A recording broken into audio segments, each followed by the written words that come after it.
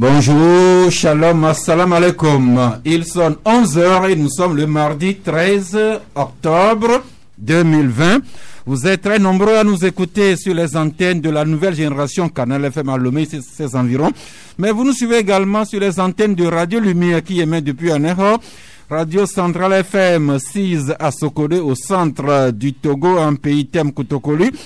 Mais vous nous écoutez également dans tout le pays. Naouda, Kabier sur les antennes de radio Sama FM depuis les Monts Losso à Niamtougou. La même chose dans le pays Bassar Konkomba depuis Radio Daoul, Siza Bassar. Et enfin le grand pays Moba qui nous retransmet également sur les antennes de Radio Courtoisie depuis Dapaon. Mais vous nous suivez également un peu partout dans les Amériques, en Afrique, en Asie, dans les îles et également à Paris, en France et en Europe. L'occasion pour nous de saluer un compatriote auditeur. Il s'agit de notre ami Vincent Poti-Valère qui enseigne les mathématiques à Paris et qui nous suit grâce aux radios numériques et également à la chaîne YouTube. Aujourd'hui, nous sommes accompagnés à la technique par le trio d'Atevi Thomas, Michel Vitogbe Tomunga et quelqu'un qui porte ses plus beaux habits aujourd'hui. Il s'agit de Géraud Dakoucha qui souffre une bougie de plus.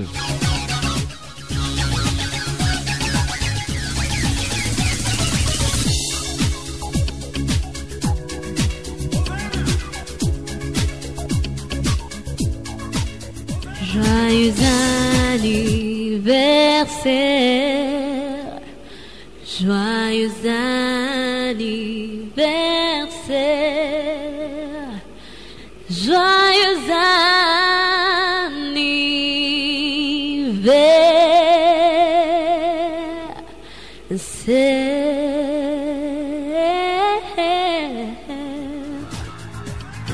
Voilà, c'est le signe de complicité des techniciens qui m'ont privé de parole le temps d'adresser ce signal à leurs camarades. Sauf que Géraud nous dit que c'est son anniversaire, mais est-ce qu'il est né vraiment le 13 octobre? De quelle année, Géraud? Au menu du Club de la Presse aujourd'hui, comme c'est mardi, nous allons parler des arts, des lettres également, des sports. Et nous allons revisiter le gouvernement qui est à son deuxième jour de séminaire gouvernemental. Mais nous allons également partager quelques faits politiques avec vous, notamment l'ANC, l'Alliance nationale pour le changement, qui vient de souffler ses 10 bougies sous la forme d'un conseil national, sujet qui fait la une des journaux. Et nous apprenons que le président de l'ANC s'apprête à animer une conférence de presse, si je ne m'abuse, demain, mercredi dans la matinée. Et également un maire dans une commune d'Aguenivé qui a le fauteuil chaud. Et puis d'autres faits que nous allons partager avec vous. Et pour cela, deux confrères aujourd'hui, le troisième se fait attendre. Commençons par le grand frère. Primus Dochek Nouarlidja, bonjour. Bonjour chers amis auditrices et chers amis auditeurs. Bonjour chers amis Innocents. Oui, continuez. Adira Lamagato. Bonjour Pakujo. Pakujo et Eric Hugues Johnson. Pakujo est avec nous, l'Union pour la Patrie. Bonjour. Bonjour Sass, bonjour Primus, bonjour chers amis auditrices et auditeurs de Canal FM. Bonjour celui qui fête une bougie de plus aujourd'hui, Jérôme Dakoucha, qui a toujours été à nos côtés pendant cette émission. Merci. C'est vous, 4 confrères que j'ai conviés aujourd'hui. Mais l'un de vous m'a informé tôt ce matin qu'il a eu un accident de circulation. J'espère que c'est pas trop grave. En tout cas, il est en bon soin. Souhaitons-lui bon rétablissement. Primus. Oui, bon rétablissement. Non, c'est quand je vous dis que c'est quelqu'un qui n'a pas besoin de micro pour parler, que les gens le suivent, vous suivez mon regard. D'accord. C'est Nicolas. C'est vous qui l'avez dit. Le quatrième confrère, on dirait qu'il est né en retard parce que je l'ai vu rarement arriver à l'heure quelque part. Attendez, quand il viendra, vous saurez également de qui je parle avec tant de gentillesse et de confraternité. Et comme c'est une tradition, nous commençons donc l'émission avec cette tendre pensée du jour. qu'une fidèle et généreuse auditrice a partagé avec moi et que je partage avec vous, qui dit ceci: tout le monde sourit dans la même langue. Laissons parler le cœur. Encore une fois, tout le monde sourit dans la même langue. Laissons parler le cœur. Primus, vous serez d'accord avec nous? Tout à fait. Des présidents, des dictateurs au plus démocratiquement élus, de l'homme le plus riche à celui qui ne trouve même pas à manger, quand il nous arrive de sourire, là c'est la même langue que nous parlons. Toujours. Merci beaucoup. Eh bien, nous parlons cette langue du cœur à partager avec vous ces informations sur les lettres, les arts et le sport. Mais commençons par une page de nécrologie. Nous en avons 2 aujourd'hui. Commençons par celle que partage avec nous l'Union pour la Patrie. Hélas, nous sommes au pays des hommes intègres, le Burkina Faso. Eric, le Burkina Faso, disons que le continent africain qui vient de perdre un artiste de ce talent. Il s'appelle Simon-Pierre Niekema. C'est un artiste que nous tous nous avons découvert dans la série au commissariat de Tampi, qui passait en boucle sur TV5 Monde. Et c'est un artiste qui jouait trop bien au vu de sa forme et de son langage, très bien son rôle au cours de cette série. Tout le monde l'appréciait et qu'est-ce qu'on peut dire, paix à son âme, parce que c'est un coup dur pour la culture burkinabé et pas ricochet à la culture africaine. Et je pense que c'est un monsieur que nous allons regretter pendant longtemps. Merci. Donc, Simon-Pierre Niekema, qui aimait toujours terminer ses épisodes par cette phrase: au commissariat de Tampi, tout finit par se savoir. Ouais. Nous pouvons le paraphraser pour dire que dans cette vie, toute vie a une fin. Simon-Pierre Niekema, qui vient de tirer sa révérence, que la terre lui soit légère, comme le disons dans notre culture. Eh bien, Simon-Pierre Niekema du Burkina Faso, le Faso qui nous a donné cette mode vestimentaire Faso d'Anfani, et voilà le Burkina qui habille celui que je peux appeler amicalement, très gentiment, l'éternel retardataire. Dimas Jikodo, bonjour. Bonjour Sass, bonjour chers confrères. Bonjour. Hugues Johnson, Primus, le doyen, et à toutes celles et à tous ceux qui nous suivent de près et de là. Merci. En fait, ce que je peux dire, c'est que votre belle tenue du Burkina vous rend un peu moins vilain que d'habitude. Ouais. Merci. Donc, nous continuons toujours avec cette autre page de nécrologie. Ici au Togo, lui, il s'est illustré sur des vélos, des bicyclettes. Lui, c'est, ou bien c'était Komi Dosouvi, qui a été un sprinter patenté, je crois. Il doit avoir remporté au moins une, voire 2 éditions du Tour cycliste du Togo. Eh bien, depuis le 5 octobre dernier, Komi Dosouvi a tiré sa révérence. Et c'est l'étoile sportive qui nous en parle avec cette mention qui doit nous faire réfléchir. Komi Dosouvi, l'équipe sportive qui nous informe que Komi Dosouvi a connu une fin non glorieuse, accablé de maladies, de dénuement. C'est dans ces circonstances que l'ancienne gloire du cyclisme togolais s'en est allée. Dimas, vous devez l'avoir connu, Komi Dosouvi. Oui, bien sûr. Étant un amateur de sport togolais, je connais très bien Komi Dosouvi, celui qui a porté haut le flambeau du cyclisme togolais.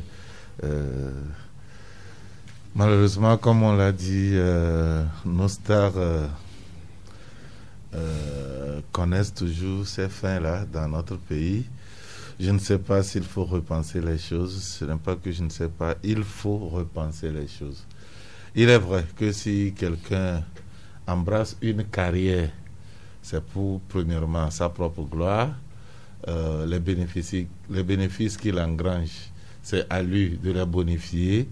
Mais en même temps, à partir du moment où ils ont hissé haut le drapeau togolais, il va falloir qu'on crée quand même une structure qui puisse les aider à se réinsérer au sein de la société. Est-ce que vous savez que le Togo n'a pas de pupille national?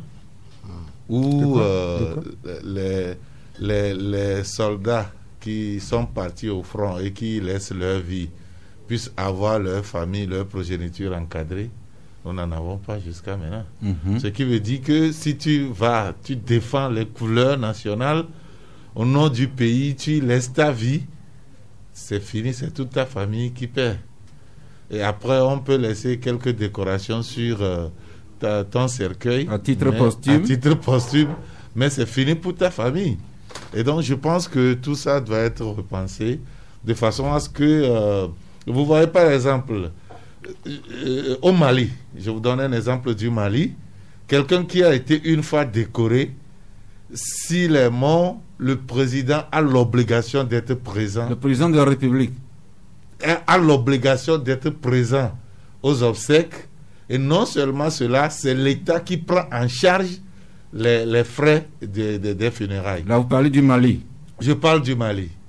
Et donc, si c'est bon ailleurs, pourquoi ne pas copier? Merci. D'après l'épisode du Mali, Primus, ici au Togo, nous pleurons encore une fois comme une Dosouvi. Ce serait fastidieux de réciter toutes ces vieilles gloires qui sont morts dans le dénuement, dans l'oubli, dans l'abandon, pourquoi pas. Mais cette précarité de fin de vie des sportifs, on constate la même chose également dans le monde des artistes.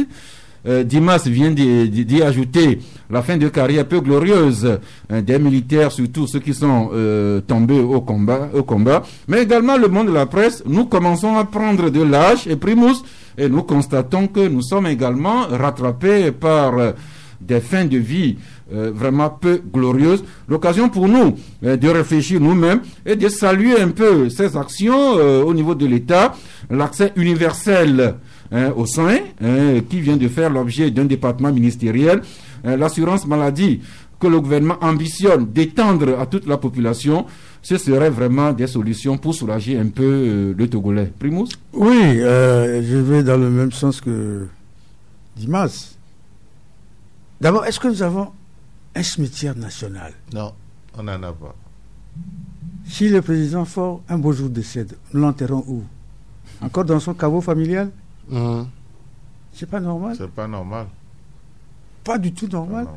Et si maintenant, nous voulons aller lui rendre un dernier hommage, bien après son enterrement, on va où? Dans sa maison privée? Et si un membre de la famille refuse de nous ouvrir le caveau? Et c'est fini. Voilà, ouais. C'est-à-dire, comme Dimas l'a dit, il faut qu'on repense beaucoup de choses. Nous devons avoir un cimetière national où les juristes, serviteurs de ce pays, les hauts fonctionnaires, ceux qui ont servi le pays à un haut niveau, y compris les artistes et les sportifs, et on les enterre quelque part. Comme on peut en trouver à Ossou, à Accra. Oui. C'est-à-dire, oui, c'est...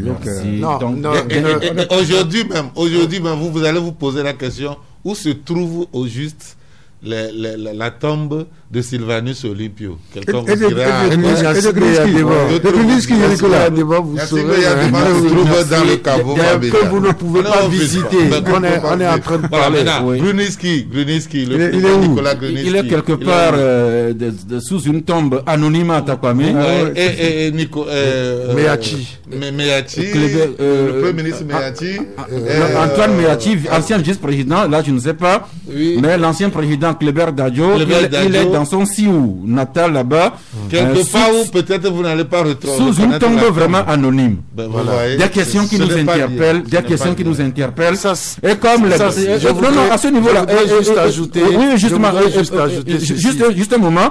Comme les plus grands décideurs de ce pays sont en séminaire depuis hier, peut-être ils pourront ajouter ce chapitre-là également à un module. Oui, Eric? Non, mais voyez-vous, même ceux qui sont appelés à aller au front pour défendre les couleurs nationales et qui tombent. Aujourd'hui, si je prends le cas de Lungi, les familles des victimes continuent par réclamer ne serait-ce que cet appui de l'État pour pouvoir se remettre dans la société. Tout ça là, c'est des questions qu'il faut quand même revoir, parce que je ne sais pas, l'année dernière, c'est l'année dernière, vous avez reçu ici l'association des parents des victimes de Lungui, qui demandait juste à l'État de faire quelque chose pour les familles. Mais vraiment, c'est aux ayants droit des victimes de Lungui également, et les mêmes de Cabinda, et les ayants droit de tout ce que nous avons si douloureusement perdu. Et comme ce mandat se veut vraiment plus inclusif, peut-être que ceux qui sont en séminaire pourront toujours ouvrir une brèche, pourquoi pas. Mais revenons à l'actualité, toujours avec le sport et le confrère, l'équipe sportive qui écrit à la page 5, rencontre entre la nouvelle ministre des Sports et les fédérations sportives. Et l'équipe sportive nous dit que la reprise des activités devient une priorité pour la commandant Bessie, parce que c'est la nouvelle ministre. Et à ce niveau, toujours l'équipe sportive qui s'intéresse à la nouvelle ministre qui dit Dr Lydie Bessie-Kama au front. Et l'équipe lui demande d'abord de sauver le bateau ivre du Comité national olympique du Togo qui risque de chavirer. Et également l'équipe qui rappelle à la nouvelle ministre le financement des sports. Sur ce sujet, 1 minute chacun. Qui prend d'abord Dimas? Moi, je pense que le spectacle que le Comité national olympique togolais nous a livré n'est pas du tout honorable. Je pense que c'est en quelque sorte le patron des sports du Togo, et ils doivent être exemplaires.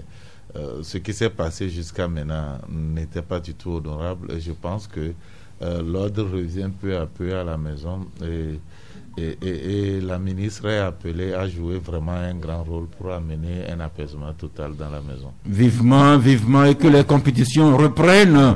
C'est vrai que l'équipe nationale vient de jouer hier un match nul, mais au-delà de l'équipe nationale des éperviers, Eric, il faut quand même que les sports reprennent progressivement comme on le voit ailleurs. Oui, ce que moi je voudrais dire en fait, c'est que c'est vrai qu'il faut que l'État finance les sports au pays. Toutefois, il faut que ceux qui sont à la tête des différentes fédérations arrivent à faire des propositions concrètes. Or, regardez ce qui se passe au niveau du Comité national olympique du Togo. Des gens qui n'arrivent pas à s'entendre sur le minimum. Qu'est-ce que vous allez pouvoir proposer ensemble? C'est là le vrai souci qu'on a. Au niveau de chaque fédération, vous allez voir qu'il y a toujours des tiraillements, des groupes qui s'affrontent au lieu de s'asseoir et de faire des propositions concrètes afin que les sports puissent avancer dans notre pays. Et je regrette quand même, comme tout Togolais, ce qui se passe à ce niveau, comme l'a dit Dimas, c'est la fêtière des sports au Togo. Et là, la maison est en train de brûler. Alors, qu'est-ce qu'on fait? On fait, la ministre, elle aura beau appeler les gens, entendez-vous, faites ceci, faites cela. Elle va faire des conciliabules, mais le problème va toujours persister tant que ce seront toujours ces gens-là à ce poste. Primus? Non, c'est inadmissible que le Comité national olympique n'arrive pas à inscrire les valeurs olympiques dans son fonctionnement. Je serai à la place de la ministre, je renvoie tout le monde. Tout le monde. On recompose une nouvelle équipe. C'est aussi simple que ça. Et puis, nous avons une équipe nationale qui a fait l'abonnement à la défaite. L'équipe nationale du Togo. L'abonnement à la défaite. On vient de faire un match nul. En fait, c'est un match nul. On vient de faire un match nul, en tout cas. Donc, bref, elle a juré de ne pas gagner. En tout cas, Claude Leroy, le colonel Akovi, et notre ami Augustin Kofi Amenga, qui est l'expert média des éperviers, ils apprécieront une victoire quand même des éperviers. Ça ferait au moins bon pour le moral. Mais malheureusement, les éperviers nous privent malheureusement, à longueur du temps. Le prochain match, c'est contre l'Égypte. Et dans un mois. Ouais. Merci beaucoup. Allons maintenant aux lettres avec cette dame-là qui fait parler d'elle depuis quelque temps. C'est Rekia Madougou, ancienne ministre dans son pays, le Bénin, qui se trouve un pays d'adoption, le Togo. Elle est l'une des conseillères du président de la République, Faure Gnassingbé. Eh bien, Rekia Madougou s'est soigné aussi la plume. La preuve, elle vient de sortir son 4e ouvrage qui a été dédicacé il y a quelques jours et des journaux en parlent. Forum de la semaine, Dimas, vous en parlez aussi quand vous écrivez Soigner les certitudes. Madougou sort le grand jeu à Lomé. Oui, malheureusement, moi personnellement, je n'ai pas encore eu l'ouvrage pour parcourir. J'attends m'en procurer pour pouvoir parcourir et jeter un regard critique là-dessus. Donc, pour ce que je ne maîtrise pas, je n'aime pas trop en parler. J'aimerais m'en procurer. Là, c'est un peu de sagesse, là. Quand on ne sait pas, il vaut mieux se taire plutôt que de s'aventurer. Comme j'ai toujours été sage, tu as remarqué ça tout de suite. Bon, c'est heureux que Dimanche commence à devenir sage. Exactement. L'avenir de sagesse est permis pour tout le monde. En tout cas, un autre journal, plutôt, c'est Togo Matin, qui fait un papier aussi sur cet ouvrage-là, Soigner les inquiétudes de Rekia Madougou, un ouvrage qui s'attaque à des préjugés. J'ai lu cet écrit de l'article. C'est un titre qui tacle les préjugés, un titre qui s'attaque à des idées parfois erronées que les gens s'amusent à développer contre notre continent et parfois contre nos différents pays. Rekia Madougou exhorte à bâtir des nations justes et prospères où la croissance est inclusive, c'est-à-dire équitablement partagée. Et Rekia Madougou écrit que l'avenir du continent africain, donc du Togo, la panacée ne viendra pas de l'extérieur. Il est possible d'adapter des remèdes endogènes à certaines de nos crises actuelles. J'avoue que je me contente de ces extraits de Togo Matin. Quand je lirai moi aussi le livre, on pourra en parler. Mais je crois que Eric Johnson, je crois que votre journal L'Union pour la Patrie, vous avez consacré un article à cet ouvrage-là il y a quelques jours. Oui, mais c'était juste des extraits. Mais au fait, ce qui est intéressant dans ce que fait ces dames-là, si je peux me permettre cela, c'est que on a l'habitude de critiquer nos dirigeants qui ne laissent pas des œuvres pour permettre aux générations futures de savoir ce qu'ils ont pu faire quand ils étaient aux affaires. Mais moi, je suis content quand même que cette dame-là ait pu écrire des livres, des romans pour montrer quand même ses idées par rapport à la gestion de la chose publique, au continent, comment le continent est perçu de l'extérieur et ce qu'il faut quand même essayer de régler. Et c'est de cette manière qu'on appréciait également Edem Kodjo pour ses œuvres et d'autres encore. Je pense que ça doit être un exemple pour les autres dirigeants de pouvoir nous laisser quand même des œuvres qui pourront nous permettre de mieux appréhender la chose. Vous touchez un point sensible. Quand on considère un peu notre sous-région, pour ne pas aller au-delà, on dirait que nous autres Togolais, nous sommes paresseux pour écrire. Du monde universitaire au monde politique surtout, très peu d'acteurs de premier plan laissent leur mémoire et cette paresse gagne également le monde de la presse. La presse togolaise, les gens écrivent. Les gens écrivent. Oui, les Togolais, les chercheurs écrivent. Ça c'est de bonne guerre. Sauf que ceux qui ont eu à gérer la chose publique, c'est d'eux nous parlons surtout. C'est ces gens-là qu'on ne voit pas dans le monde de l'écriture. Et il faut qu'ils laissent des traces. Parce que, par exemple, quand je vois en France les dirigeants, peut-être à la fin de leur carrière politique, ils laissent quand même quelque chose. La preuve, l'ancien Premier ministre Alain Juppé, qui vient de publier un nouveau livre dont Radio France Internationale parle aujourd'hui. Donc nous nous excusons auprès du monde universitaire et autres, mais nous réitérons que... Le Premier ministre Kofigo a beaucoup écrit, le Premier ministre Agboibo a beaucoup écrit, le Premier ministre Edem Kodjo a beaucoup écrit. Bon, je pense que c'est à nous de chercher les écrits pour pouvoir les parcourir. Merci. Alors dans ce sens, je souhaiterais vivement que les journalistes aussi commencent vraiment à écrire pour enrichir les générations postérieures de leur expérience. Bon. Eh bien voilà, nous avons quand même le bonheur d'avoir ici un écrivain.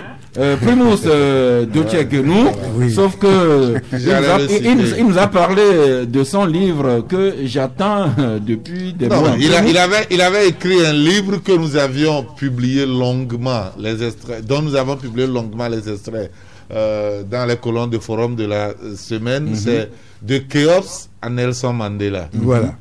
Bon, maintenant... Sauf que les livres de Primus ne sont pas à la portée du Togolais lambda. Non, Dibas, maintenant le livre, il est édité pour le moment en Allemagne. Il n'est pas encore arrivé au Togo pour la simple raison que le prix à l'unité est un peu cher. Il coûte 42 000 francs CFA. Pour en faire la promotion au Togo, nous sommes en train de réfléchir pour trouver le moyen de le rendre accessible à la bourse du Togolais Lambda. Lorsque nous aurons la formule, nous viendrons aussi l'annoncer ici. Non, le problème est très simple. Ce que la jeune génération africaine n'a pas compris. Et même jusqu'à quand Mme Madougou essaie de proposer des solutions endogènes à nos problèmes. Non. Le principe est simple. Il n'y a pas de principe. Tout principe que nous déclarons universel a toujours une application locale. Et c'est ce côté de la chose que les Africains ne maîtrisent pas. Prenons la démocratie. La démocratie française n'est pas la démocratie allemande. La démocratie allemande n'est pas la démocratie suédoise. La démocratie suédoise n'est pas la démocratie anglaise. C'est ça. Mais tous, ils sont en train de faire le jeu démocratique. En tout cas, ils conçoivent ça comme tel. Voilà. Maintenant, en refusant aux autres. Quand vous verrez en Afrique, les Africains sont dans un universalisme que personne ne comprend et que personne n'applique. Vous la déclinez comment? Au niveau local, votre démocratie. À la togolaise, à la ghanéenne, à la béninoise, à la burkinabèse, ainsi de suite. Quand nous parlons de développement, quand l'ONU vous parle, même le PNUD vous parle de programme de développement, mais c'est une grande moquerie que les Africains embrassent. Jusqu'à aujourd'hui, il n'y a qu'un seul modèle économique que tout le monde applique. Le modèle économique de l'industrialisation britannique. C'est ça que les Allemands font à leur manière. Et c'est ça que l'Amérique même a développé à merveille. Et c'est la même formule que la Chine utilise. Oh, les Africains s'en vont à la Banque mondiale chercher des formules de développement. Non, ça... Laisse-moi finir. Oui, finissez, les autres et puis maintenant, il y a un joli mot que tout le monde embrasse maintenant, un développement durable. Quand la chose n'est pas durable, ce n'est pas un développement. C'est-à-dire que le développement, c'est toujours le long terme. Mais ce développement durable, c'est quoi? Oui, je pense que le doyen s'accroche plus à la communication occidentale en ne jetant pas un regard personnel sur ce qui se passe en Afrique. Je pense sincèrement que la démocratie telle que pratiquée en Afrique du Sud n'est pas celle qui est pratiquée au Togo. La démocratie ghanéenne est différente de la démocratie togolaise. La démocratie au Zimbabwe est différente de la démocratie qu'on pratique au Bénin. S'il y a démocratie dans tous ces pays-là que vous évoquez. Bien sûr, tu ne peux pas dire qu'en Afrique du Sud, actuellement, c'est la dictature. Hein? Donc, tu ne peux pas dire qu'au Ghana, c'est la dictature. Mais je pense plutôt au Zimbabwe je pense plutôt au Zimbabwe depuis qu'ils ont leur souffre-douleur, depuis qu'ils ont fait partie de leur souffre-douleur, est-ce que tu as encore une fois entendu parler de dictature là-bas? Non, parce que Mugabe les dérangeait. Eh bien, alors, vite, on lui attribue le titre de dictateur. Et c'est fini, il faut le chasser. Et ça c'est la communication occidentale. Et eux, ils décident que ce que nous faisons là, en Afrique, c'est primitif, c'est vétuste, c'est décrépit, ce n'est pas la démocratie. Ils ne vont pas nous dire qu'avant de venir en Afrique, il n'y a que des guerres, c'est pour cela qu'ils ont pu pénétrer facilement l'Afrique. Je comprends que la communication occidentale peut être péjorative, mais Primus disait tantôt que des valeurs sont universelles et c'est leur localisation qu'on devrait veiller à soigner. C'est de ça que je parle. Quand nous, nos parents, se réunissaient sous l'arbre à palabre et discutaient jusqu'à trouver des solutions aux maux qui minent la société, à l'époque, on disait que non, ce n'est pas la démocratie. Qui a dit ça? Ah mais attends, tu connais la communication occidentale. Pour eux, ils doivent venir se serrer les mains, prendre des clichés, cracra, et aller retourner dire que bon voilà, le dialogue a débuté, c'est ça la démocratie.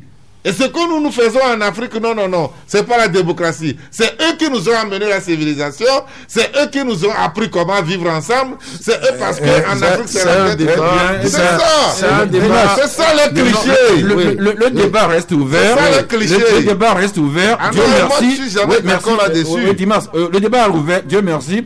Le Togo et l'UEMOA vont à la promotion du label Made in Togo, Made in New York, Made in Africa. Peut-être que nous allons valoriser de plus en plus ce qui est vraiment nos traits culturels, démocratiques, politiques et autres. Ce que j'aimerais préciser au niveau de l'ouvrage de Rekia, c'est que c'est un ouvrage de 150 pages, écrit en duo avec Stéphane Aklogra, et le livre est publié aux éditions Jacques Willem et préfacé par le président Macky Sall du Sénégal. Merci.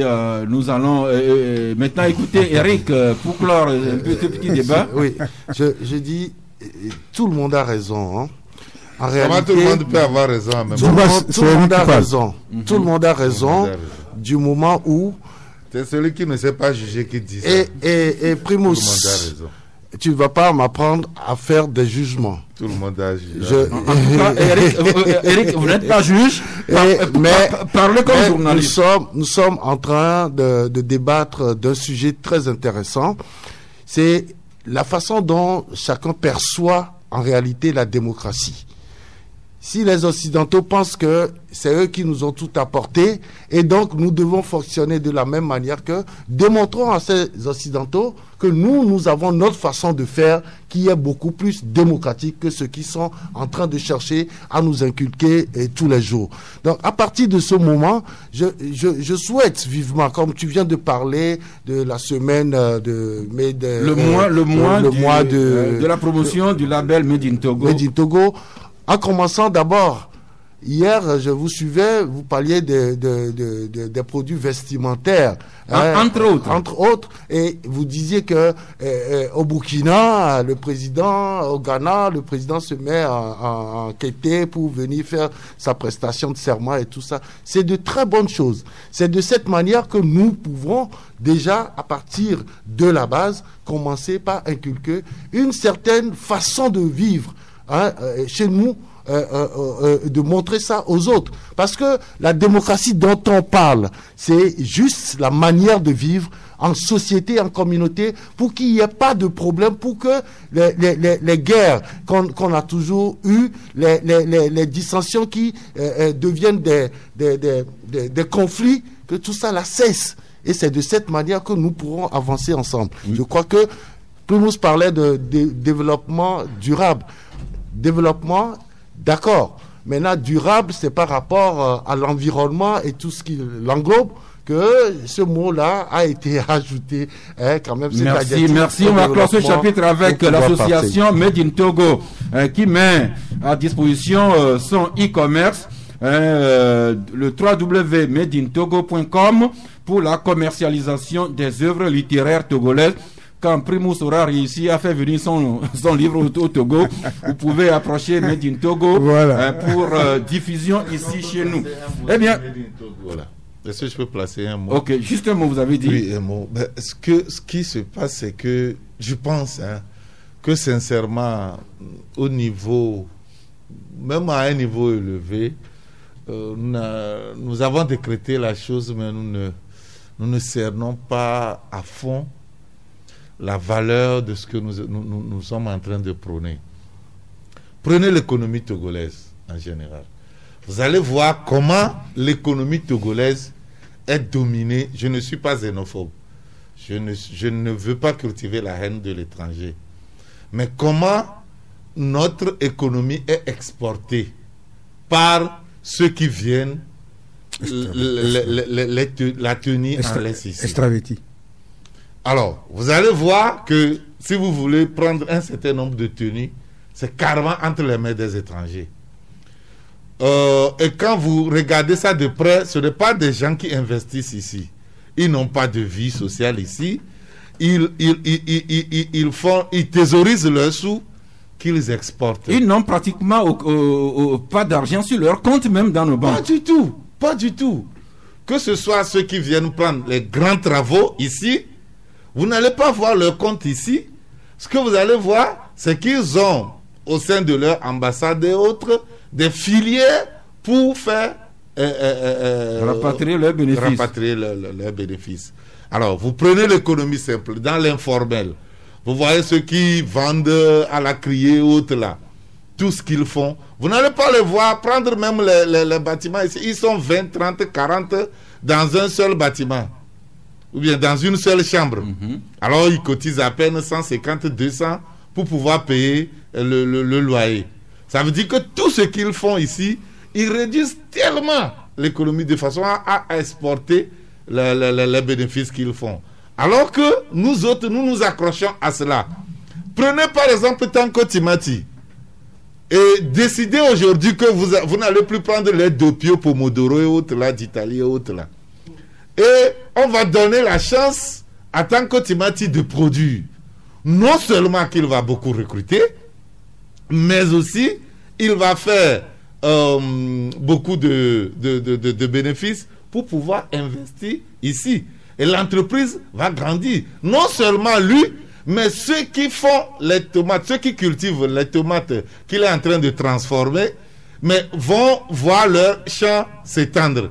Ce qui veut dire que quoi? Ce dont on est en train de parler, ce n'est pas pour rien que le Nigeria a fermé ses frontières.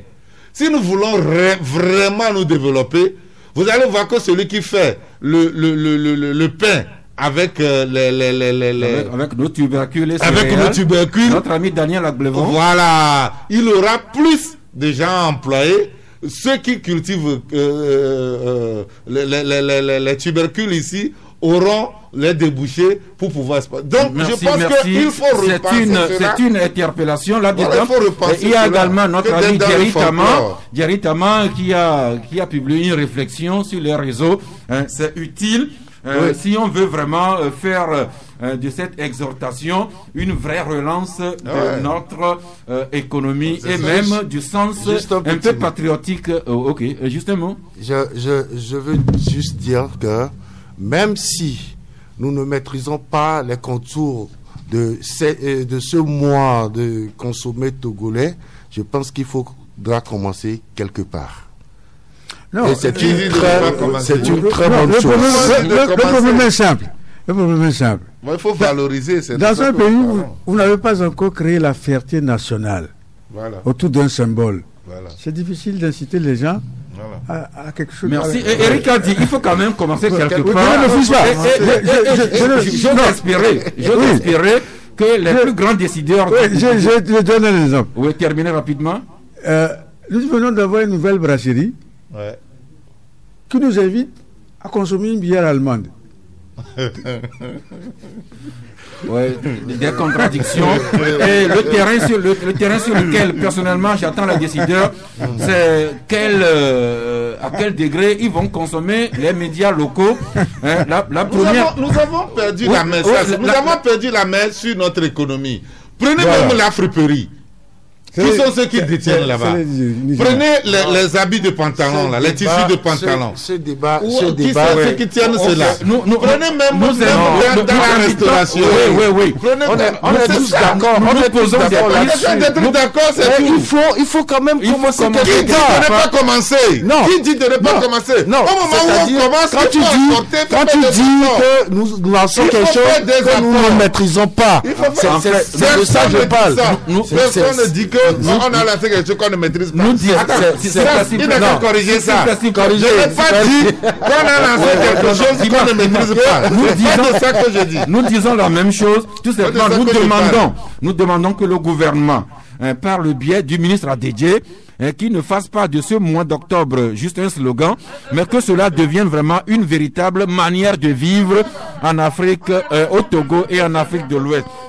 Mais ça s'est arrêté là-bas. Merci. Espérons maintenant que Adedje c'est toujours nos dirigeants, donner forme réelle à ce slogan. Maintenant, justement, nous allons suivre le gouvernement qui est à son deuxième jour de séminaire. Et beaucoup de journaux reviennent là-dessus aujourd'hui. Commençons par l'économiste qui nous rappelle que l'exécutif togolais est en conclave et pour définir ses orientations. Le médium de notre ami Credo DTT écrit Faure Gnassingbé qui fixe les ambitions du gouvernement. Symphonie de Yves Gallet, j'espère que les menaces ont cessé contre lui. Symphonie qui écrit sortir ce séminaire gouvernemental, c'est pour sortir une feuille de route et pour moderniser le Togo. Vision d'Afrique écrit que les ministres sont à pied d'œuvre pour une politique gouvernementale inclusive. Et dimanche, vous donnez la parole au chef de l'État, Faure Gnassingbé, qui dit, enfin, ce que je lis dans vos colonnes, que c'est pour poursuivre les chantiers avec cette fois-ci plus d'efficacité au profit des populations togolaises. Il dit que grâce aux nouvelles orientations définies ensemble avec le Premier ministre Victoire Dogbe et son équipe, nous poursuivons les chantiers avec plus d'efficacité au profit des populations. Vous savez, personne n'est né ministre, personne n'est né gouvernant, tout s'apprend. Et il faut qu'on vous mette dans le bain pour pouvoir savoir que là où vous êtes nommé, c'est des responsabilités. Et donc, je pense que ces séminaires sont des séminaires pour pouvoir faire des, si je peux dire, parler en termes technologiques, des mises à jour, en ce qui concerne ceux qui vont animer l'équipe gouvernementale. Et donc, c'est des coachs de haut niveau, des hommes expérimentés qu'on amène pour pouvoir expliquer un certain nombre de choses. Et au cours de ce séminaire, chaque ministre va présenter ses feuilles de route et avec ça, ils vont débattre là-dessus. Et les feuilles de route tournent autour des thèmes du renforcement de l'inclusion et de l'harmonie sociale, et pour pouvoir consolider la paix, de redynamiser la création des emplois et en fait de moderniser le Togo et renforcer ses structures. Autrement dit, les trois actes que Dame Victoire Tomenga Dogbe avait déjà déclinés devant l'Assemblée nationale. À ces trois axes, plutôt Eric Johnson, vous dites que la feuille de route qui sera distribuée au ministre va jusqu'à la fin du mandat du chef de l'État en 2025. Et cette feuille de route va comporter 10 ambitions pour un total de 42 projets et réformes. Eric ? Oui, au fait, en termes d'ambition, il est question d'offrir une identité et de garantir la couverture santé et l'accès aux services de base à tous. Deuxième ambition, offrir une éducation accessible au plus grand nombre et en phase avec le marché du travail. Troisième ambition, assurer la sécurité, la paix et la justice pour tous. Quatrième, faire de l'agriculture un véritable moteur de croissance et de création d'emplois. Et cinquième, affirmer la place du pays en tant que hub logistique et de services. Sixième, créer de véritables industries extractives et transformatrices. Septième, faire du Togo une référence régionale dans le digital. 8e, renforcer l'attractivité du pays auprès des investisseurs. 9e, solidifier les structures de l'État et stabiliser ses comptes publics. Et 10e, mettre le développement durable et l'anticipation des crises futures au cœur des priorités du pays. Et ce sont véritablement des ambitions que ce gouvernement est en train de montrer. Et à partir du moment où l'équipe gouvernementale est en séminaire gouvernemental, je pense que toutes ces ambitions-là seront déclinées en d'autres axes et sous-thèmes pour permettre aux nouveaux ministres de s'adapter par rapport aux ambitions du chef de l'État pour son mandat qui court jusqu'en 2025. Oui, Primus, on a écouté la première ministre Tomenga Dogbe avec ses 3 axes et ses ambitions que la feuille de route va résumer en 10 que Eric vient de nous lire. Ça sonne bien, mais est-ce que le gouvernement fort Tomenga Dogbe va véritablement cette fois-ci travailler à matérialiser effectivement ces ambitions? Nous n'allons pas vite en besogne. En principe, un nouveau gouvernement, vous lui donnez 100 jours pour pouvoir bien évaluer son orientation. Donc, Madame Dogbe est là, ça fait pas... Elle vient d'arriver avec son gouvernement. Accordons-leur le bénéfice du doute.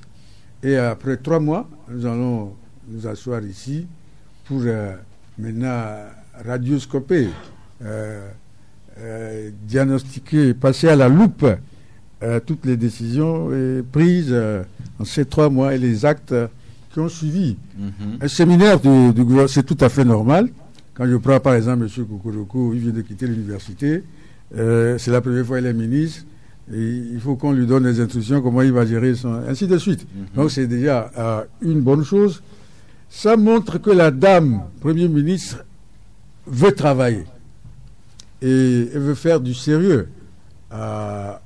Déjà, en se cachant derrière son cabinet de direction de cabinet de la présidence, et donner déjà des instructions à beaucoup de ministres. Bon, je me souviens que beaucoup de ministres avaient peur de son coup de fil. Ils ne savaient jamais ce qu'elle allait dire. Et maintenant, elle est devant.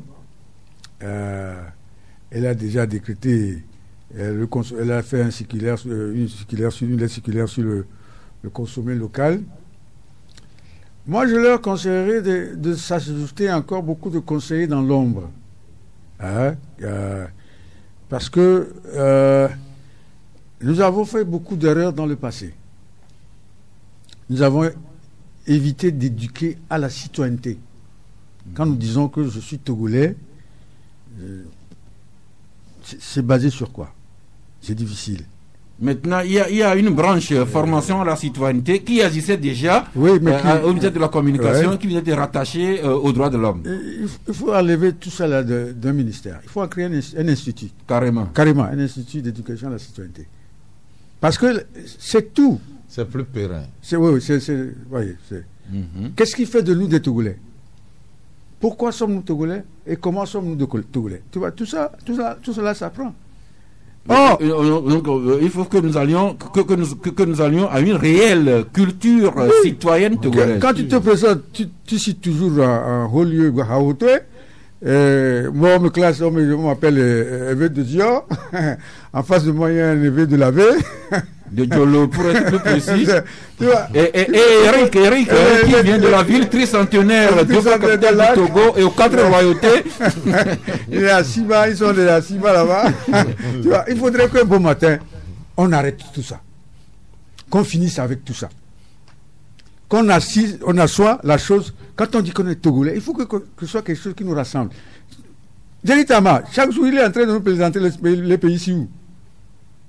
Il ne peut pas nous présenter nos pays. Il ne peut pas. Parce qu'il est présent que ce qu'il est. Le Togo, nous devons nous rattacher partout au Togo. Mais justement, à ce niveau-là, est-ce que le Grand Togo ne sera pas plus riche de la conjonction des petites localités dont nous émergeons. Moi, quand je vais faire mes conférences, je pose toujours la question aux Togolais. Donnez-moi 10 qualités d'une ethnie togolaise à laquelle vous n'appartenez pas. Et vous allez voir que tout le monde est bloqué. Quand vous le sortez de son ethnie, c'est fini. Il est bloqué. Alors l'autre aussi, dans son ethnie, il est togolais comme moi. Mais du coup, on n'a plus de point de partage. Oui, là, c'est également un grand débat, l'universel, mais l'universel qui doit s'enrichir des petites localités. Envoyez-moi à PIT, mais je suis perdu. Je ne peux pas partager. Je suis d'accord avec lui parce que, vous savez, il faut nous apprendre à être togolais d'abord, à prendre nos diversités pour fondre dans ce creuset national, pour nous retrouver. Et c'est très très important. Vous savez, si vous allez en Chine maintenant, cet État-continent, très très vaste, vous êtes dans l'avion, plus de 4 ou 5 heures, vous êtes toujours dans un même pays. Et on vous dit qu'il y a diverses ethnies. Hein. Ils ont 100 ethnies. Ouais, les Hugo, les Han, mais après tout, avant tout, on leur apprend à être chinois. La fierté chinoise d'abord. Quand vous voyez un Chinois utiliser un Nokia, un appareil, un téléphone portable Nokia, c'est uniquement ce qui est fabriqué en Chine. Vous n'allez pas les voir acheter un Nokia ailleurs. Parce que c'est en Chine seule où vous allez trouver toutes les industries du monde entier. Il n'y a pas une seule industrie ailleurs que tu ne peux pas retrouver en Chine. Et donc, ils sont obligés de composer avec ça, mais ils utilisent uniquement les produits fabriqués en Chine.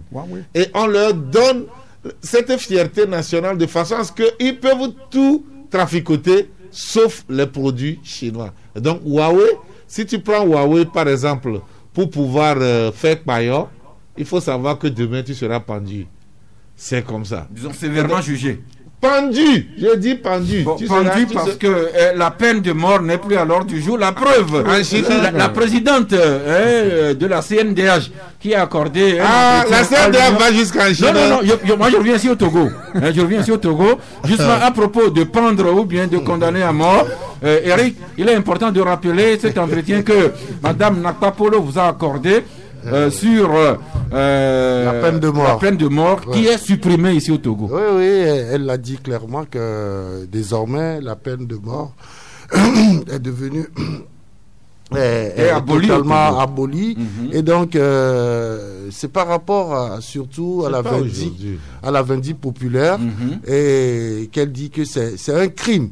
Si vous tuez quelqu'un que vous estimez être coupable de quelque chose, c'est un autre crime que vous aussi vous commettez, et là vous allez directement en prison. Donc désormais, comme il n'y a plus de peine de mort, il faudrait que la justice fasse son travail. Elle a expliqué tout cela. Donc c'est une interview qu'elle a accordée à un ensemble d'organes de presse. Ok, dans cette interview, une seconde, c'est juste pour rappeler que cette interview que l'Union pour la Patrie nous publie, la dame Nakpapolo dit, et je la cite, la CNDH estime que la vindicte populaire est une violation grave des droits de l'homme. Elle n'excuse en rien le crime à l'encontre d'un délinquant, quel que soit le degré de l'acte commis par celui-ci. Mais vous lirez l'interview. C'est ce que j'allais dire. C'est pour ça qu'on ne devait pas faire un rapprochement avec la peine de mort. Même s'il y avait la peine de mort au Togo, la vindicte populaire doit être bannie. Ah oui, ça c'est clair. Ce n'est pas une peine. Ça veut dire que on ne peut pas faire de rapprochement à ce niveau-là. S'il y a peine de mort, c'est quelque chose de légal. C'est une exécution légale. C'est après un long processus de jugement. Mais la vindicte populaire, c'est on a crié sur toi et tout le monde sort les machettes. Merci. On va terminer rapidement avec la vie de nos communes. Commençons par cette formation que la CDPA, la Confédération démocratique des peuples africains, a organisée la semaine dernière à l'intention de ses élus. Forum de la semaine, vous nous rappelez les propositions que les élus locaux de la CDPA ont formulées. En une phrase, Dimas? Ok, autre commune, nous parlions d'un maire qui a son siège est vraiment très chaud. C'est le maire ou le désormais ex-maire de la commune à Gognivé 4 Toglekopé, parce que le journal Atopani écrit que le maire Abdoulaye vient d'être destitué pour inconduite grave, et Liberté qui confirme la même chose. Commune à Gognivé 4, le maire Adamou Abdoulaye emporté par une affaire de tickets parallèles, pour ne pas dire, Eric, que c'est ses camarades élus qui accusent le désormais ex-maire d'avoir mis en circulation de faux tickets dans sa propre commune. Oui. Ça, c'est vrai que tout le monde a appris cette affaire-là. Et en même temps, la destitution du maire. Ce que je voudrais dire, ça démontre combien de fois les Togolais sont désormais attachés aujourd'hui à la gestion de la chose publique. Et hier, il n'y avait pas de maire élu, il y avait des maires nommés. Et des délégations spéciales. Des délégations spéciales qui, au fait, géraient les communes à leur manière. Mais aujourd'hui, avec ces élections-là, il va falloir quand même que les maires fassent extrêmement attention par rapport à la gestion de la chose publique.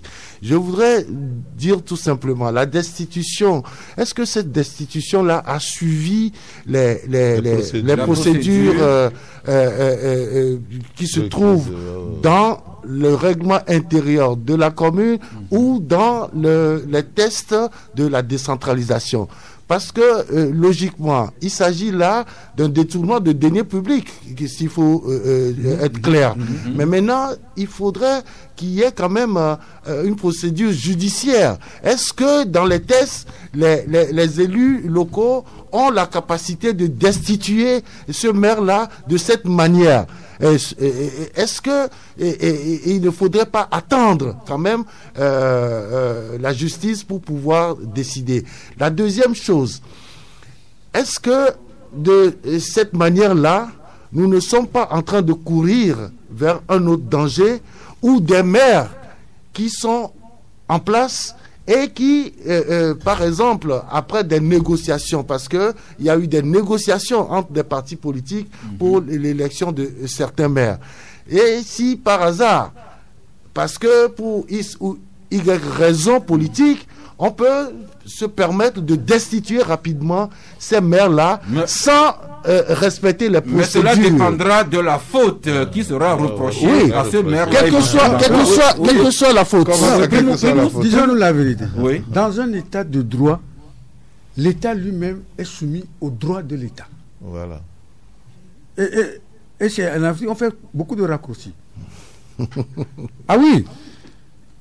Toutes les mairies doivent aussi avoir un règlement intérieur de fonctionnement de la mairie. Ils l'ont. Maintenant, c'est ça qu'il faut appliquer. C'est ça. Le processus démocratique, il est long. Pourquoi? Pour protéger les droits de tout un chacun. Le monsieur a été élu.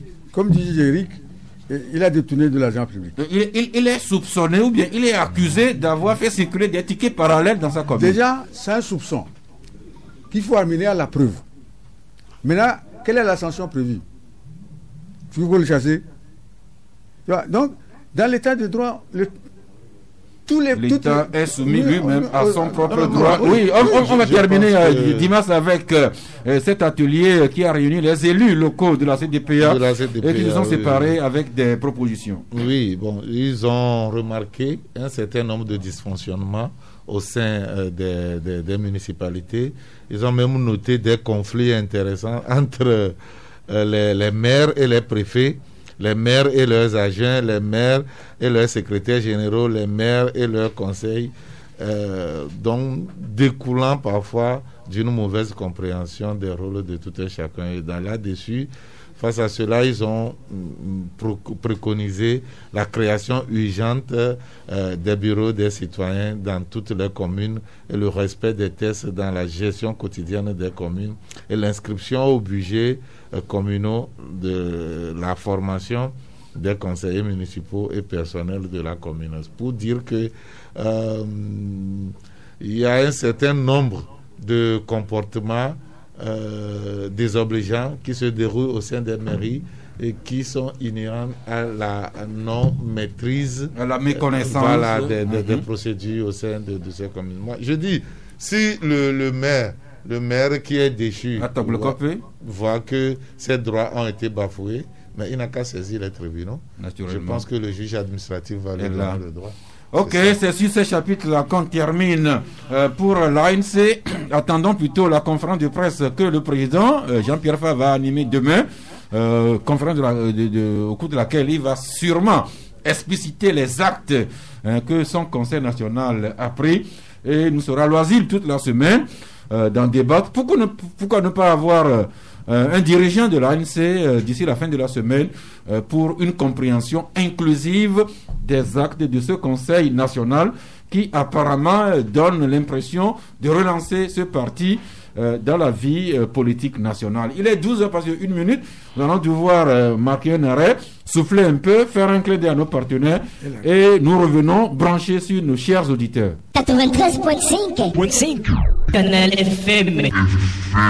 Eh bien, le 22, 21, 33, 74 ou bien le 22, 20, 19, 68. C'est sur ces deux numéros que nous recevons vos questions, vos commentaires sur les sujets que nous avons débattus aujourd'hui.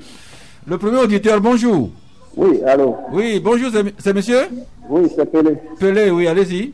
Oui, bon, je pense que aujourd'hui les sujets sont très éminents, beaucoup. Bon, je vais prendre le sujet dont vous parlez des anciens présidents avec leur tombeau où tout ça se trouve. Nous disons que le Togo n'a pas encore de cimetière national pour honorer ces martyrs. Oui, là, c'est là où il faut aussi voir aussi, quand le 5 février, à chaque 5 février, on commémore la mort de l'ancien président Eyadema. On sait que M. Kirimali Sompio est mort le 13 janvier. On peut le commémorer. Le président de la République, en vertu du pouvoir qui lui est conféré, peut faire, comme il parle de la réconciliation, ça aussi peut faire une réconciliation. Si aujourd'hui, un président, un fils de Nicolas Grenesky est devenu président de la République, il va faire ce que le chef de l'État est en train de faire, ce n'est pas normal. Quand on a créé, quand il a... Allô? Oui, allez-y. Oui.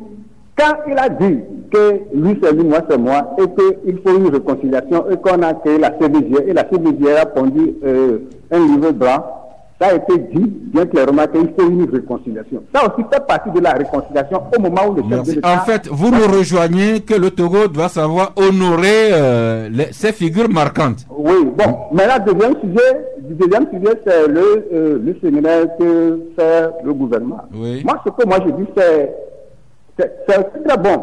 Mais le parcours du chef de l'État avec ancien ministre avant de devenir président de la République et 15 ans à la présidence avec ce score de 75 et 72%, avec tout ça là, il faut encore un séminaire pour bien gérer le pouvoir et pour que une minorité ne s'accapare plus bien à l'échelle du pays. Je pense que ce serait une bonne chose. C'est ce séminaire qu'ils sont en train de faire, là c'est une bonne chose. Merci. Merci à vous Pelé. Merci de contribuer à ce débat. Le suivant déjà que nous attendons et qui va arriver, qui est déjà en ligne. Bonjour. Bonjour. Oui, c'est monsieur? C'est Karim de Pichefeld. Notre ami taximan. Ouais. Eh bien, garez bien et diminuez le volume de votre radio et puis parlez-nous. Ok, je donne un carton vert à Canal FM. Je dis bravo à Canal FM de nous laisser s'exprimer. Quand même si vos questions ne sont pas bonnes, le frère, je donne 14 heures à Canal FM. Oh, mais quand même, restez dans les sujets au jour le jour. Ouais. Maintenant, ma question c'est vers Dimanche Kudo. Oui. Bon, le nouveau gouvernement là, est-ce qu'on est sûr qu'on ne va pas avoir s'il pleut dans nos quartiers, on va pas avoir des pluies dans nos quartiers? Non, il y a déjà une inondation. Allez à l'aéroport. Oui, même sur nos routes, dans nos quartiers. Avec le nouveau gouvernement là, il va au moins nous faire quelque chose au moins. Sinon ça ne va pas. Partout nos quartiers, même allez ici le ministre Bawara. La route qui amène chez le ministre Bawara, le président de l'Assemblée, la route qui amène chez eux. Allez voir leur route, c'est catastrophe. Alors que pour le roi, lui, il est là avec 25 millions par mois. Avec cet argent, on peut me faire des routes à Lomé. Ok, merci à vous. Merci, c'est vrai que Karim, avec son taxi, il circule un peu partout à Lomé, il connaît chez les ministres et toutes les personnes. Déjà, l'auditeur suivant, bonjour. Bonjour. Oui, c'est monsieur Michel. Michel. Oui. Eh bien, nous écoutons. Ok, en fait, c'est pour revenir un peu sur la question de consommation locale. En quelque sorte, un commentaire. Oui. Vous l'avez déjà abordé là-bas. Alors, ici, quand nous prenons ce qui se fait ces derniers temps, il faudrait que cela s'inscrive dans le temps, que ce ne soit pas juste un mois qui soit consacré à la consommation locale. Oui. Nous avons tous vu la lettre de la Première ministre. La lettre circulaire oui.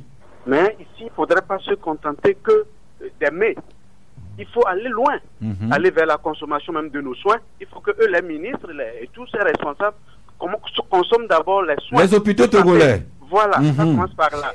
Ensuite, l'autre l'a dit, Dimas Djipodo l'a dit, vous prenez tous les secteurs, les points névralgiques de l'économie, et ce n'est pas au moins des Togolais, des Libanais partis. Ce n'est pas de la xénophobie, mais c'est une réalité. Vous prenez au niveau des pièces détachées, les Libanais ont tout le marché. Aujourd'hui, les fast-food, ils ont tout le marché. Vous prenez au niveau des banques, même la brasserie ici, c'est pas la nouvelle brasserie qui vient. Les Français ont tout. Le port, c'est dans les gros points de l'économie sont moins des étrangers. Comment l'argent peut circuler? Ça, prenez l'exemple de nos compatriotes qui sont à l'étranger. Quand ils font des bénéfices, où est-ce qu'ils envoient ces bénéfices? C'est au Togo.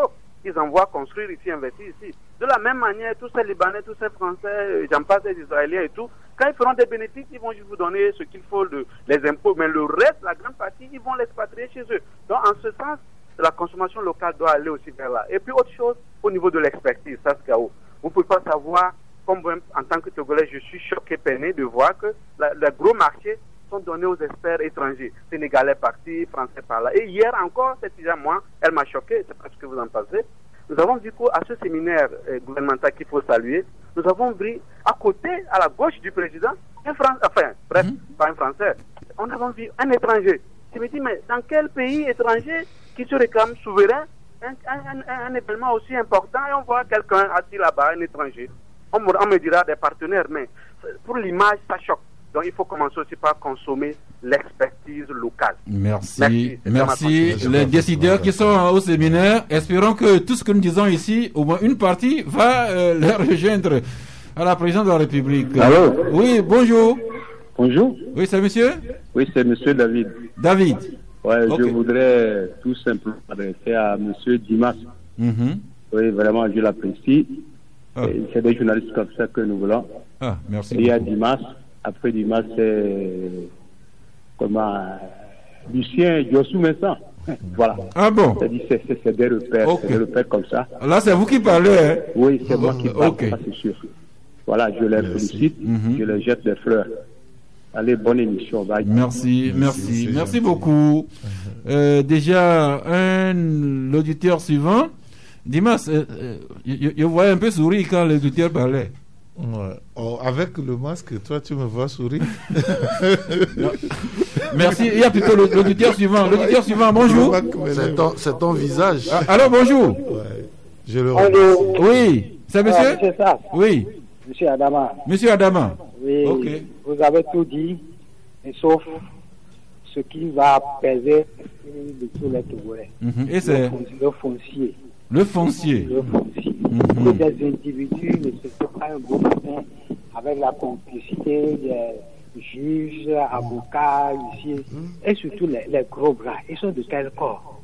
Et en pleine journée, ils viennent déloger de population dans la rue, pour ça, des gens qui vivent depuis des décennies et des décennies. Et ils disent que tout le quartier leur appartient. Alors que ce sont des gens qui ne peuvent pas même reconnaître leurs grands-parents dans une photo. Ça, ce n'est pas normal. Et les titres et les plans du temps colonial, là, il faut qu'on supprime tout ça là. Hein? Merci cher ami. C'est pour dire que c'est un sujet national. La preuve, l'Union pour la patrie en parle aujourd'hui après le mitigé programme national de modernisation de la justice. La politique nationale de la justice 2021-2025 va être lancée. Son premier ministre a été déjà validé. Oui. C'est-à-dire que le gouvernement est conscient qu'il faut régler tous ces problèmes-là de justice dans le foncier. L'auditeur suivant, bonjour. Bonjour, monsieur Tass. C'est monsieur Mathieu. Oui, j'aimerais intervenir. Vous êtes en direct. Pour le séminaire dont le gouvernement s'est attelé, moi, je dirais qu'il y a eu déjà un séminaire en 2006, je ne sais plus. Il y a eu plusieurs séminaires gouvernementaux. Mais si ça n'a rien donné. Donc, cette fois-ci aussi, ça ne donnera rien. Et moi, j'allais apporter un regard global sur le gouvernement qui vient d'être formé. Je dirais que depuis sa formation, j'ai remarqué qu'un peuple se sent délaissé, tout ce qui n'est pas assez représenté. Oui. Et tout le monde sait que comment dirais-je, tout le monde prend ce peuple comme si il devrait être plus nombreux que les autres. Les gens doivent veiller que certains ne pensent pas qu'ils soient plus togolais que les autres. Excusez-moi, quel est ce pan du peuple là que vous estimez qu'il est oublié dans le gouvernement? Non, ce peuple se reconnaît, c'est le peuple cadien. Ah bon? Ok. Dommage que que l'auditeur est parti, sinon il nous en aurait dit davantage. Mais nous prenons le suivant. Bonjour. Bonjour, monsieur Sass. Oui, c'est monsieur? Monsieur Douaré. Douaré. Ouais. Ok, allez-y. J'appelle d'accord soir. C'est la première fois, monsieur Sass, que j'apprécie et l'autre la Dimas du Kodo. Moi, je suis dans la zone côtière. Il y a un début à toute chose. Ouais. Je suis dans la zone côtière. Franchement, les étrangers ont tout pris. Avant que moi, quand je rentre, je paie les choses. C'est mes frères. Moi, je suis d'Afan. C'est mes frères du Sud qui m'aidaient à faire sortir. Là, je l'ai trouvé quelque chose. Je vous dis qu'actuellement, il n'y a même pas un Togolais. C'est les Burkinabés et les gens du Niger. Et franchement, il faut qu'on règle ce problème. Atigame, c'est la même chose. Or, c'est là-bas, au moins, les Togolais qui ne sont pas dans la fonction publique arrivent à trouver au moins leur vie. Et voilà que ça est en train de rentrer dans les mains des étrangers. Il faut que ça change. Et si ça ne change pas, il faut que, pardon, moi j'aimerais un peu que quelqu'un du Sud prenne le pouvoir, quoi. Parce que j'ai trouvé que les gens du Nord, là, leurs idées sont limitées. Là, vous touchez quelque chose de trop sensible. Restons sur le sujet que nous maîtrisons. Parce qu'il y a des frais même. Il y a un neveu qui a 10 millions et un homme du Nord a 100 millions. Leur niveau de vie même c'est différent. Quand tu vas chez eux même là, il y a une grande différence. Je vous dis la vérité, si c'est Sylvanus Olokyo qui était au pouvoir, je me dirais que c'est un grand paradis. Vous savez, cher ami, avec le si, on peut faire de la terre un paradis. Mais c'est quand même, je suis heureux quand même que vous avez pu nous enrichir de ces questions courageuses. L'auditeur suivant, on va terminer par là. Bonjour. Bonjour mes patrons, mes directeurs, mes grands journalistes. Qui, grâce à vous, tout le monde est informé. Merci. Du national, nous sommes flattés. À l'international. L'avènement du Premier ministre, madame, c'est le président qui l'a nommé. Je ne descends pas les gens. Je suis un papa. Depuis avant 56, je vous parle de ça toujours, ce que nous voyons. Vous savez, les gens ont bien fait. Vous savez, le président Gruski, avec son président, le président Sylvanus, ils sont venus ils n'ont pas ajouté un centime aux fonctionnaires ou bien sûr, sauf le président Yadema. Ce n'est pas que je lui jette des fleurs. Comment ça s'appelle? La pension, elle était de 3 mois, les gens votaient. Aujourd'hui, elle est mensuelle. Le président, il a convoqué un séminaire, attendons de voir. C'est lui qui a nommé la dame. Je pense qu'ils sauront comment faire. S'agissant des inondations, vous savez que je suis le premier. Le président, c'est à son avènement que la Banque mondiale nous a fait des collecteurs qui seront remplis bientôt. Nous demandons vos aides pour qu'ils nous aident pour déboucher ces collecteurs à Nazap. Donc, ils n'ont qu'à savoir. Nous voulons des collecteurs, des caniveaux. Pour le national, le vivre local, le consommer local. Consommer local. Tout le monde consomme. Si on ne consomme pas, ça dépend du prix des denrées. Sinon, les gens le feront. Qui, aujourd'hui, ne mange pas la pâte? Parce que vous êtes là, malgré votre niveau, vous mangez à combien? Malgré vos niveaux, mes enfants, mes directeurs, les locaux là, il faut considérer les coutumes de chacun.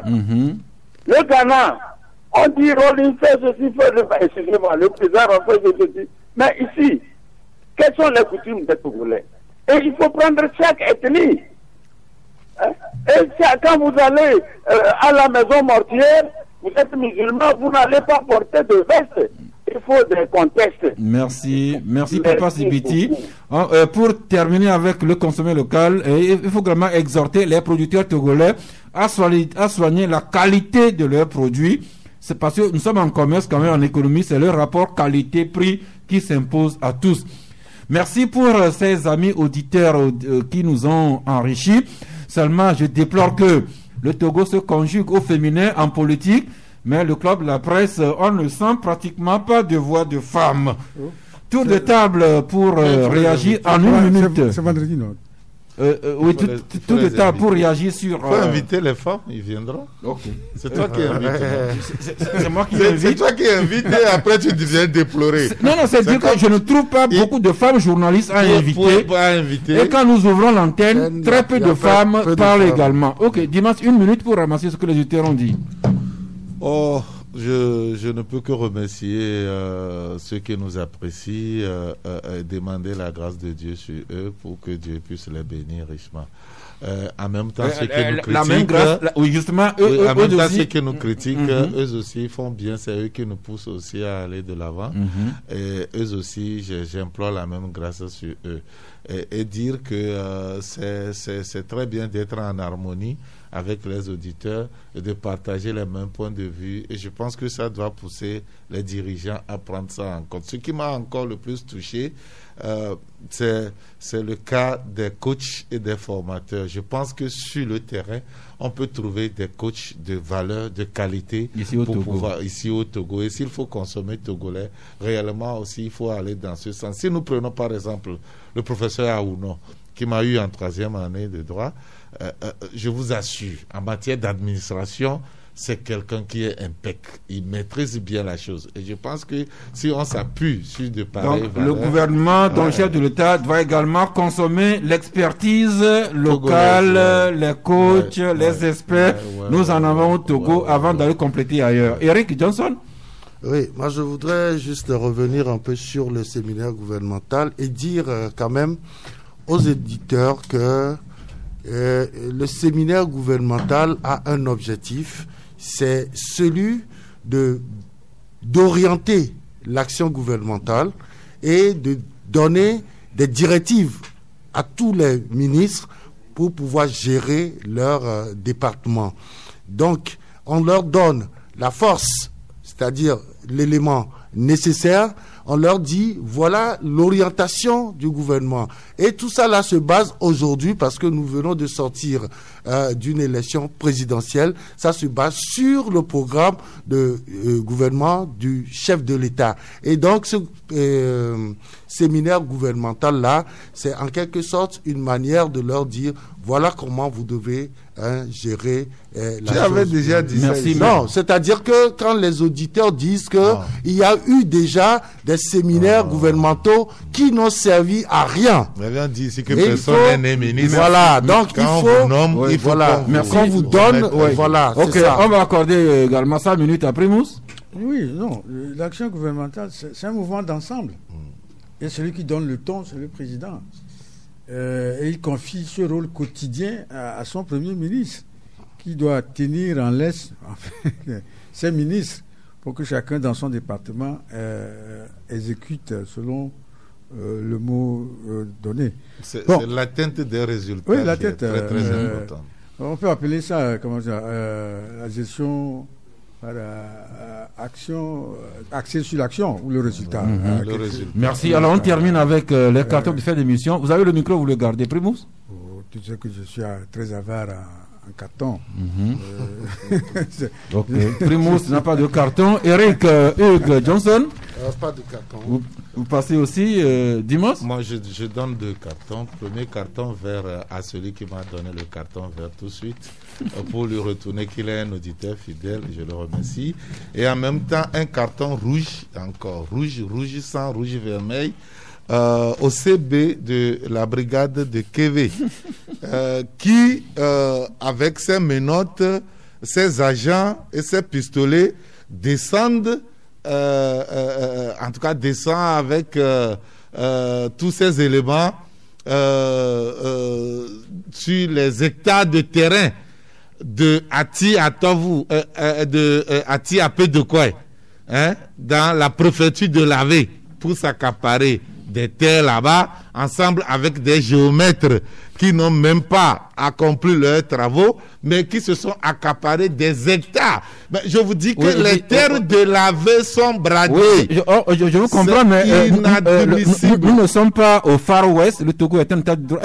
Est-ce que le CB n'est pas allé sur le terrain muni d'une ordonnance ou bien d'une réquisition de la justice? Lui-même, il a des hectares là-bas. De son propre chef. Ils se sont acquis, partagés des hectares là-bas. Merci, c'est fini pour aujourd'hui. C'est inadmissible. Bon appétit à vous tous et à chacun.